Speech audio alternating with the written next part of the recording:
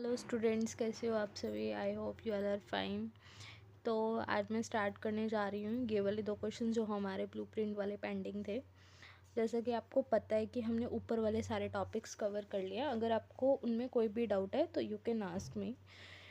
तो अभी मैंने आपको वैसे कल थोड़ा सा होमवर्क दिया था। होमवर्क ये था कि आप लोगों को ये वाले दो क्वेश्चंस करने हैं, ठीक है।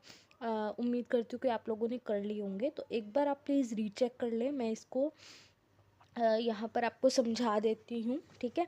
तो आप लोग एक बार अपने रीचेक कर लेंगे इसको, ठीक है। क्वेश्चन क्या है, why is the conversion of ethanol to ethanoic acid and oxidation reaction. कि जो इथेनॉल से हमने इथेनॉइक में कन्वर्जन किया था वो ऑक्सीडेशन रिएक्शन क्यों है, कन्वर्जन हुआ था ना। तो इथेनॉल का फॉर्मूला क्या था, फटाफट से कोई सोच के बताएगा, या जिन्होंने एक बार कमेंट बॉक्स में लिख दें, या जिन्होंने भी सोचा है वो अपना चेक कर लें। क्या है हमारे पास इथेनॉल का फॉर्मूला। इथेनॉल का अपने पास फॉर्मूला है C2H5OH, ठीक है। और जब हम इसका इथेनॉइक एसिड बनाते हैं तो क्या आता है, CH3COOH, ठीक है। ये अपने पास क्या है, इथेनॉइक। तो इथेनॉल से जब इथेनॉइक में कन्वर्जन हुआ तो ये ऑक्सीडेशन रिएक्शन है। क्यों, यहाँ पर ऑक्सीजन कितने हैं, एक है। इधर ऑक्सीजन कितने आ गए, दो। तो जब यहाँ पर एक ऑक्सीजन था और यहाँ पर दो ऑक्सीजन आ गए, तो इसका सीधा सीधा सा मतलब है कि जब भी हमने ये वाली रिएक्शन कराई होगी तो यहाँ पर ऑक्सीजन की प्रेजेंस में ही होगी, तभी हमें यहाँ पर ऑक्सीजन मिल रहा है, ठीक है। तो ये एक तरह की ऑक्सीडेशन रिएक्शन हो गई। नेक्स्ट है हमारे पास, a mixture of oxygen and ethyne is burn for welding. हमने इथाइन मिक्सचर लिया किसका, इथाइन का और ऑक्सीजन का। इज़ बर्नड फॉर वेल्डिंग, उसको हमने बर्न किया किसके लिए, वेल्डिंग के लिए। Can you tell why a mixture of ethyne and air is not used.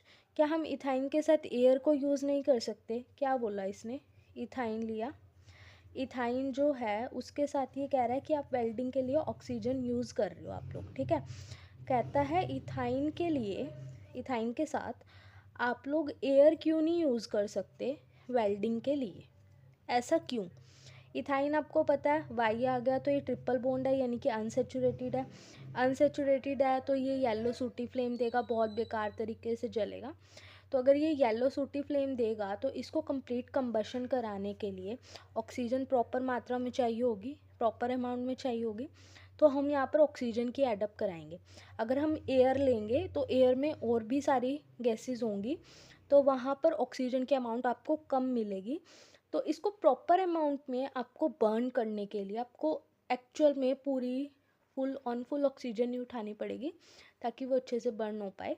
अगर आप एयर लोगे तो उसमें एक्चुअल में जो ऑक्सीजन की मात्रा है वो कम होगी, तो वहाँ पर आप लोग इसको अच्छे से बर्न नहीं कर पाओगे।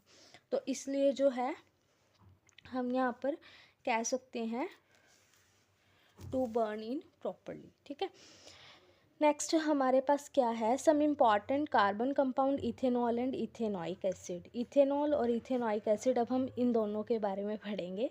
तो मैं आपको एक छोटा सा क्विकली टास्क देती हूँ कि इथेनॉल का मैं बता रही हूँ फॉर्मूला C2H5OH। तो प्लीज़ कमेंट बॉक्स में इथेनॉइक का आप लोग बताना, ठीक है। वैसे मैंने आज बता दिया है तो आप लोग एक बार कमेंट करके बता सकते हो, ठीक है। तो मेरे को थोड़ा सा आइडिया हो जाएगा कि आप लोगों ने अच्छे से रिवाइज़ किया है। तो जो इथेनॉल है, इथेनॉल का अपने पास ये वाला फॉर्मूला है और इथेनॉइक का आप लोग बताने वाले हैं। तो सम इम्पॉर्टेंट कार्बन कंपाउंड हैं ये हमारे पास दो, हम इन दोनों को पढ़ने वाले हैं। सबसे पहले हम इथेनॉल की फिजिकल और केमिकल प्रॉपर्टी पढ़ेंगे, फिर हम इथेनॉइक की फिजिकल और केमिकल प्रॉपर्टी को पढ़ेंगे। बट आज का जो हमारा टॉपिक है वो क्या है, इथेनॉल की फिजिकल और केमिकल प्रॉपर्टी, ठीक है। तो let's start. Property of ethanol. Ethanol is a liquid at room temperature. Ethanol जो है वो लिक्विड रहता है रूम टेम्परेचर पर। आपके जो भी रूम का टेम्परेचर है उस रूम टेम्परेचर पर जो इथेनॉल है वो हमेशा लिक्विड में ही रहेगा, ठीक है। उसके बाद क्या है, ethanol is commonly card alcohol. Ethanol को आप लोग अल्कोहल भी कहते हैं। अब जहाँ पर भी आपको अल्कोहल दिखेगा ना वहाँ पर समझ लेना कि इथेनॉल की बात हो रही है, ठीक है। इथेनॉल का फॉर्मूला फिर से रिकॉल करती हूँ, C2H5OH, ठीक है। And is a active ingredient of all alcoholic drink, जितनी भी अल्कोहलिक ड्रिंक होंगी उनके अंदर इसका इंग्रेडिएंट एक्टिव रहेगा.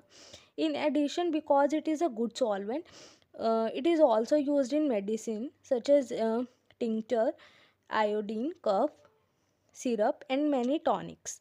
ये जो है हमारे पास बहुत अच्छा सॉल्वेंट है कि मतलब आपने पानी लिया, एक बाल्टी पानी ले लो, उसके अंदर आप 1 ड्रॉप जो है इथेनॉल की डाल रहे हो, तो वो ईज़िली उसके अंदर जो है पूरी तरह से घुल जाएगा, घुलनशील होगा, तो वो सॉल्वेंट होगा. और it is also used in medicine. अब ये इसका यूज़ आ गया क्या कि हम इसको मेडिसिन में यूज़ कर सकते हैं.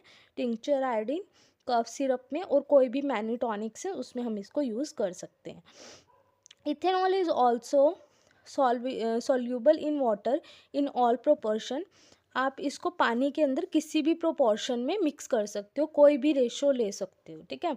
Consumption of small quantity of dilute ethanol causes drunkenness. अगर आप इसको छोटी सी क्वांटिटी में भी ले सकते हो तो आपको इसका नशा चढ़ सकता है, ड्रंकनेस हो सकती है. लेकिन अगर आप इसको ज़्यादा मात्रा में लेंगे, सोशली वाइड स्प्रेड करेंगे, तो ये बहुत ज़्यादा आपके लिए हानिकारक होगा, ठीक है. However intake of even a small quantity of pure ethanol can be lethal.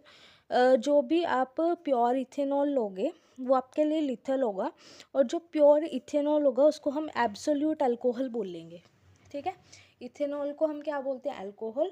और प्योर इथेनॉल को हम लोग बोलते हैं absolute alcohol.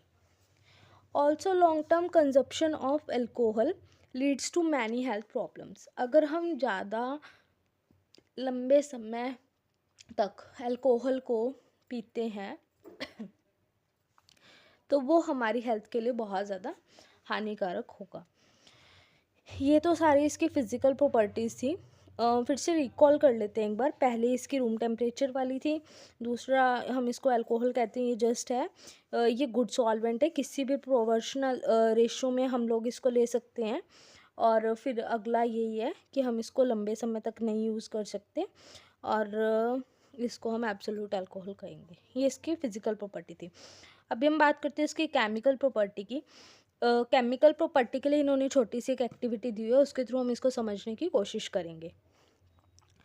Drop a small piece of sodium about the size of couple grain of rice into ethanol. आपने क्या करना है, इथेनॉल लेना है, उसके अंदर आपने सोडियम के साथ उसकी रिएक्शन करानी है. सोडियम एक तरह का मेटल है. आप लोगों को पता है कि सोडियम जो है हाईली रिएक्टिव मेटल है, इसलिए हम इसको कैरोसिन में भी रखते हैं. अगर हम यहाँ पर इथेनॉल की रिएक्शन करा रहे हैं किसके साथ? सोडियम के साथ. तो व्हाट डू यू ऑब्ज़र्व? आप लोग क्या ऑब्ज़र्व करोगे? ये बहुत ज़्यादा एक तरह से एग्रेसिव होगा. तो इसमें क्या होगा हमारे पास? यहाँ तक तो सेम रहेगा, ओ तक तो यहाँ तक सेम रहा, लेकिन इस एच का जो प्लेस है, इसमें से हाइड्रोजन गैस बाहर निकल गई और इसकी जगह पर क्या आ गया? सोडियम आ गया, ठीक है. 2 थे, ये 2, यहाँ से 2, इधर से ये पूरा कंप्लीट हो गया, बैलेंस होगी इक्वेशन. तो हमें यहाँ पर ये पता चला कि आप सोडियम को जब अल्कोहल के साथ क्या करवाओगे? अल्कोहल इथेनॉल के साथ आप लोग इसकी रिएक्शन कराओगे तो आपको एक सॉल्ट मिलेगा, जो कि क्या होगा? सोडियम इथॉक्साइड होगा, और साथ ही साथ एक तरह की हाइड्रोजन गैस भी निकलेगी इसमें से. इन्होंने एक्टिविटी के लास्ट क्वेश्चन में भी पूछा हुआ है कि अगर ये हाइड्रोजन गैस निकल रही है तो आप लोग कैसे उसको चेक करोगे कि वो हाइड्रोजन गैस ही है? How will you test the gas evolve? जो ये गैस निकली है आप लोग इसको टेस्ट कैसे करोगे? आपने क्या करना है, यहाँ पर टेस्ट ट्यूब ली, टेस्ट ट्यूब में से गैस निकल रही होगी, एक कैंडल लो, कैंडल फ्लेम को बर्न करो, यहाँ से इसकी धुएँ निकलेंगी. तो जब आप इसको बर्न करोगे तो यहाँ से पॉप साउंड निकलेगी. अगर आप इसको बर्न करते टाइम यहाँ से पॉप साउंड प्रोड्यूस हो रही है, कैंडल आपने पास में रखी हुई है, तो इसका मतलब क्या है कि जो इवोल्यूशन वाली गैस है वो अपने पास कौन सी है? हाइड्रोजन है. ये हम ऑलरेडी पहले भी पढ़ के आए हुए हैं, शायद चैप्टर 2 में पढ़ के आए हैं एसिड बेस वाले में, तो वहाँ पर ही हमने अच्छे से पढ़ा था, ठीक है. तो इथेनॉल की यानी कि अल्कोहल की जब भी हम सोडियम के साथ, मेटल के साथ रिएक्शन करा रहे हैं, तो आपको एक तो सोडियम इथॉक्साइड मिलेगा और साथ ही साथ हाइड्रोजन गैस इवॉल्व होगी. और वो हाइड्रोजन गैस इवॉल्व हो रही है, उसको चेकआउट करने के लिए हम लोग वहाँ पर एक कैंडल बर्न करते हैं. कैंडल बैंड करते हैं और अगर वहाँ पर पॉप साउंड प्रोड्यूस होती है तो हम लोग इसको वेरीफाई कर देते हैं कि हाइड्रोजन गैस ही है। एक इन्होंने एक क्वेश्चन पूछा हुआ है यहाँ पर, can you recall which other substance produce hydrogen on reacting with metal. Question में क्या बोलता है कि ऐसे और भी सबस्टांस है क्या कि जिसको प्रोड्यूस जो हाइड्रोजन गैस प्रोड्यूस करेंगे मेटल के साथ रिएक्ट करने पर। सोचो, कराया हुआ है क्वेश्चन मैंने।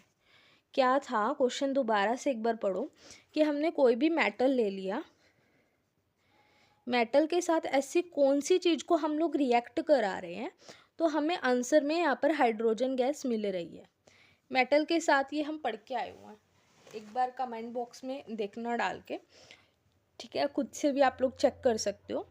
तो मैं फिर भी बता देती हूँ, मेटल के साथ जब आप एसिड, बेस और वाटर इन तीनों की रिएक्शन कराते हो तो हाइड्रोजन गैस निकलती है। एसिड की मेटल के साथ कराओगे तो हाइड्रोजन गैस, बेस की मेटल के साथ कराओगे हाइड्रोजन गैस, चैप्टर नंबर 2 में पढ़ के आए हैं। वाटर की मेटल के साथ कराओगे चैप्टर नंबर 3 में पढ़ के आए हैं, हाइड्रोजन गैस देगा। तो ये इसकी पहली केमिकल प्रॉपर्टी थी कि रिएक्शन विद सोडियम, ठीक है। सबसे पहले हमने ये देखा सोडियम के हम इथेनॉल के साथ रिएक्शन करा रहे हैं तो हमें सोडियम इथोक्साइड सॉल्ट मिल रहा है और साथ ही साथ हाइड्रोजन गैस मिल रही है। उसका चेकआउट टेस्ट भी हमने कर लिया और साथ ही साथ पूछता है कि ऐसे कौन सी चीज़ें हैं जिनको मेटल के साथ रिएक्ट कराते हैं तो वो हाइड्रोजन गैस इवॉल्व करेंगे, वो भी हमने देखा। अगली इसकी केमिकल प्रॉपर्टी क्या है, reaction to give unsaturated hydrocarbon. अब आप रिएक्शन करा रहे हो कोई और वो आपको अनसेचुरेटेड हाइड्रोकार्बन दे रहा है। हीटिंग इथेनॉल, अब आप इथेनॉल को हीट कर रहे हो 443 केल्विन। अब केल्विन को सेल्सियस में कन्वर्ट करने के लिए हम इसको 273 में से लेस कर देते हैं, ठीक है, तो आपके पास 170 आपके पास क्या आ जाएगा डिग्री सेल्सियस यहाँ पर बच जाएगा, ठीक है। अब ये हमें क्या कहता है, हीटिंग करना है, आपने हीट करना है इथेनॉल को इतने डिग्री सेल्सियस पर, इतने केल्विन पर, with excess concentrated sulphuric acid. तो यहाँ पर जो है आपने किसकी हेल्प लेनी है, एक तरह की कैटलिस्ट की हेल्प लोगे। वो कैटलिस्ट क्या होगा, सल्फ्यूरिक एसिड होगा। Result in the dehydration of the ethanol to give ethene.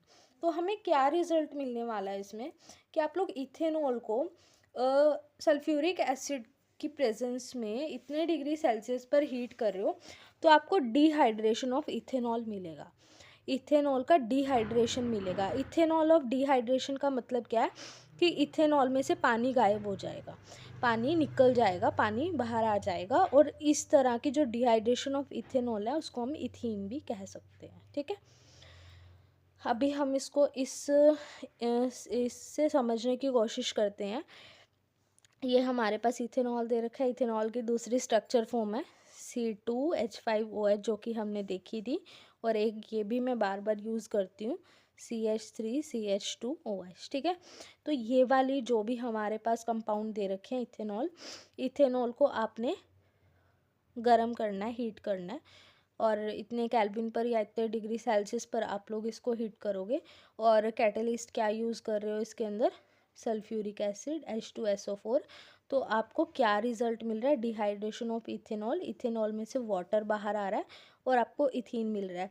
अब आप ध्यान देना, इथेनॉल यहाँ पर सिंगल बॉन्ड है, इथीन मिल रहा है डबल बॉन्ड, याद आया कुछ, इथीन डबल बॉन्ड वाले, आइन ट्रिपल बॉन्ड वाले, तो वो चीज़ है यहाँ पर।